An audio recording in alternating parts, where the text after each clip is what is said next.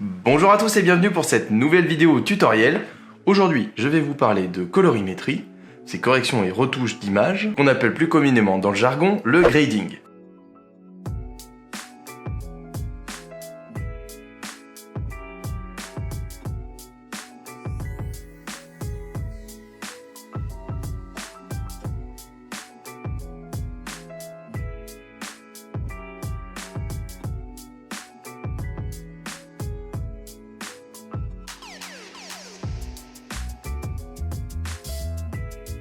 Bon, vous avez déjà appris un terme de pro, je vais faire en sorte qu'à la fin de ce tutoriel, vous soyez vraiment un collab sur le sujet. Attention, je ramasse les copies en commentaire dans la vidéo. Alors, sujet grading, vous avez 2 heures.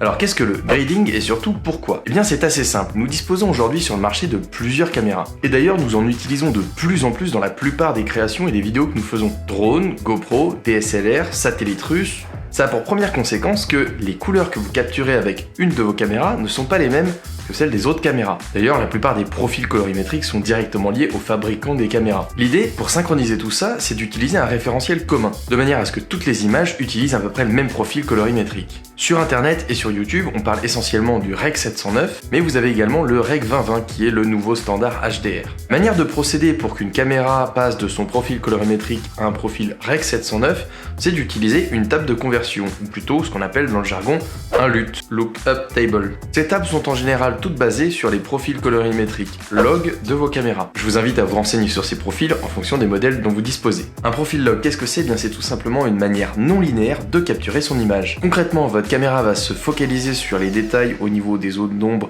des zones claires et des zones moyennes, mais en échange, elle a tendance à déglinguer les contrastes et les saturations. Et oui, elle peut pas tout faire cette pauvre petite caméra. L'idée, c'est de faire revenir tout ça sur nos magnifiques logiciels préférés de montage. Premiere Pro, DaVinci Resolve, Final Cut, etc. Par exemple, derrière moi, on est en cours de grading sur une colorimétrie de drone. Donc cette table de référence, c'est un fichier que va utiliser Premiere Pro, DaVinci Resolve et tous ces logiciels-là en entrée pour appliquer, je dirais, un traitement spécifique à une couleur sur une vidéo. Typiquement, il y a du bleu, j'applique une modification et j'obtiens un bleu Rec 709. En général, ce type de fichier est proposé directement par le fabricant sur leur site internet ou par d'autres moyens, ou encore par des coloristes professionnels. Ceux qui travaillent pour les sociétés de production, hein, pas ceux qui travaillent chez L'Oréal. Il existe également des LUT dits créatifs, dont le seul objectif est de donner une apparence à vos vidéos. Cinématique, épique, drama, licorne, tout. En général, on trouve ce type de LUT dans les méandres d'internet de manière plus ou moins gratuite. Ou encore chez les youtubeurs qui vous proposeront de magnifiques packs de LUT chinés sur internet qui donneront un look arc-en-ciel à toutes vos vidéos. Et tout ça pour des prix imbattables. Bon, j'ai pas mal joué avec ce type de LUT au départ, faut dire que c'est la méthode la plus simple et efficace pour appliquer une colorimétrie sur vos vidéos. Mais à la longue, ce que vous allez constater avec ce type de LUT, c'est quand même des couleurs déglinguées, qui bavent, qui occasionnent toutes sortes de bugs visuels et artefacts bien sales sur vos vidéos. Bon, en général, on a tendance à se dire « Putain, mais comment il fait, lui, c'est incroyable, je comprends pas. » Alors, pour changer, on assoit son petit popotin sur sa chaise, et on ouvre grand ses yeux et ses oreilles pour un cours avancé sur une colorimétrie de pro. Pour les nuls, sur Premiere Pro. Il faut savoir que pour travailler la colorimétrie sur Premiere Pro, le panneau à utiliser, c'est couleur lumétrie. C'est dans cet endroit que nous allons travailler nos images. Comme vous pouvez le constater immédiatement, couleur lumétrie est un effet comme un autre qui s'applique sur une vidéo ou sur un calque d'effet. On survole rapidement les onglets et on y reviendra plus tard. Pour les corrections de base, dans cette partie, on a l'occasion de changer la balance des blancs pour altérer ou rattraper le blanc si celui-ci n'était pas correctement configuré. On va également pouvoir changer la tonalité de l'image, c'est-à-dire la luminosité des tons clairs ou foncés, ou encore bidouiller avec le contraste de l'image. C'est également ici qu'on peut choisir un LUT d'entrée, qui est le fameux profil colorimétrique de notre caméra qu'on va souhaiter utiliser. L'onglet créatif. Ici, on va s'amuser à appliquer un LUT créatif si on veut à sa vidéo, trifouiller les paramètres netteté, saturation et vibrance pour donner un look licorne à vos vidéos. Voilà, la plupart des tutoriels colorimétrie sur YouTube sont désormais terminés. Si vous êtes encore là et bien accroché, vous allez bientôt en savoir plus que 90% des gens sur YouTube en coloris... Oui, allô? Oui, bonjour, ici le bureau des statistiques. Bon, on vient de vérifier vos dires. Sachez qu'en réalité, c'est 87,29% des gens en Europe dans la tranche d'âge des... Bref, que bien plus de monde en termes de colorimétrie. Onglet courbe. Ici, on va avoir la possibilité de gérer les paramètres de puissance lumineuse chromatique en fonction des différents canaux de lumière, rouge, vert et bleu, qui sont les couleurs primaires en vidéo. Onglet roue chromatique. Comme son nom l'indique, ce volet va nous permettre d'altérer la tonalité des couleurs foncées, moyennes et claires, pour éventuellement donner une petite ambiance à l'image. L'onglet TSL secondaire. C'est la botte secrète de la retouche colorimétrique. En général, c'est trop compliqué à utiliser, et nombreux sont ceux qui partent en courant devant. Pourtant, c'est ce volet qui va nous permettre de sélectionner une couleur ou une plage de couleurs bien précise afin de la retoucher. Avec ce volet, on peut littéralement faire des merveilles comme foirer complètement sa colorimétrie. Et enfin, le volet vignette, qui comme son nom l'indique, va vous permettre de vous acquitter directement pour votre automobile des différents... la vignette photo. C'est l'assombrissement ou l'éclaircissement de la périphérie de l'image. Initialement, c'est provoqué par une insuffisance technique sur certains objectifs, mais ça peut être aussi un effet recherché. Ça donne un look assez vintage où ça permet de se focaliser un peu plus sur le sujet au centre de l'image. Donc on a la capacité de créer ou de corriger un effet de vignettage.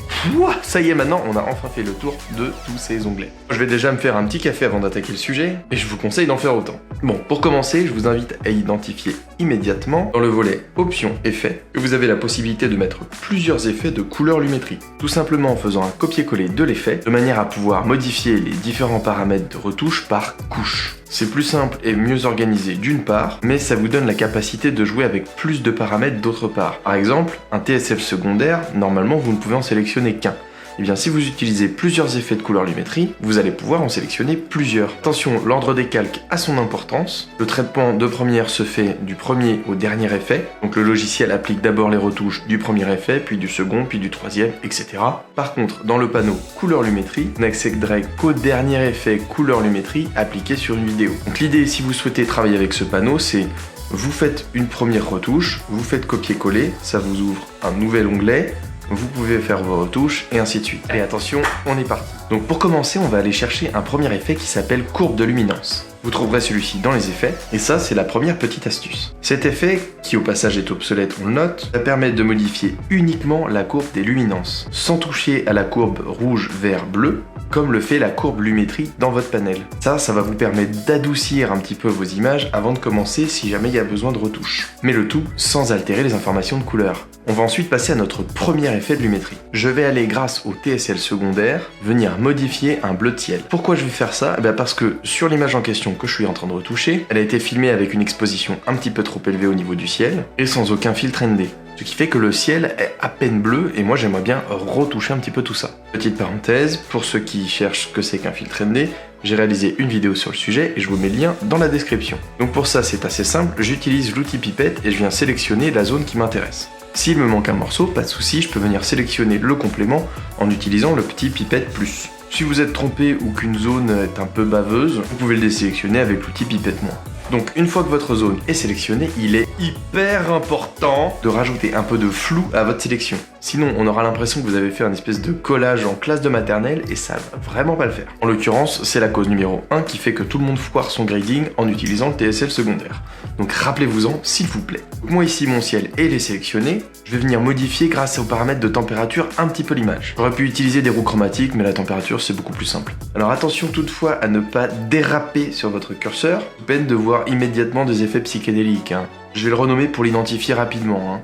Et là, je le copie-colle sur lui-même. Donc là, je l'ai mis volontairement en première position, parce que ce que je vais essayer de faire, c'est de travailler sur mon format plat d'abord, avant d'appliquer ma table référentielle de correction de couleur, de manière à faire croire à l'image originale qu'elle était un peu plus bleutée, et donc mieux tournée. Voilà, sur le deuxième effet, maintenant je vais passer à la partie correction de base. Je vais commencer par venir sélectionner le LUT, en l'occurrence sur le drone, pour le DJI Mavic 2 Pro, qui est disponible sur le site de DJI. Donc là, j'ai fait revenir mes couleurs dans le format Rec 709. Je vais également venir modifier les paramètres d'exposition et de diverses tonalités de mon image. Là par exemple, je vais adoucir un petit peu les blancs. Je vais rendre les noirs plus profonds, de manière à ce que mon image soit correctement exposée. Ça, sans perdre de détails dans les différentes zones de l'image, toujours. Je vais pas essayer de faire un rendu HDR ici, du moins pas tout de suite, car je vous réserve une petite astuce magique à ce niveau-là en fin de tutoriel.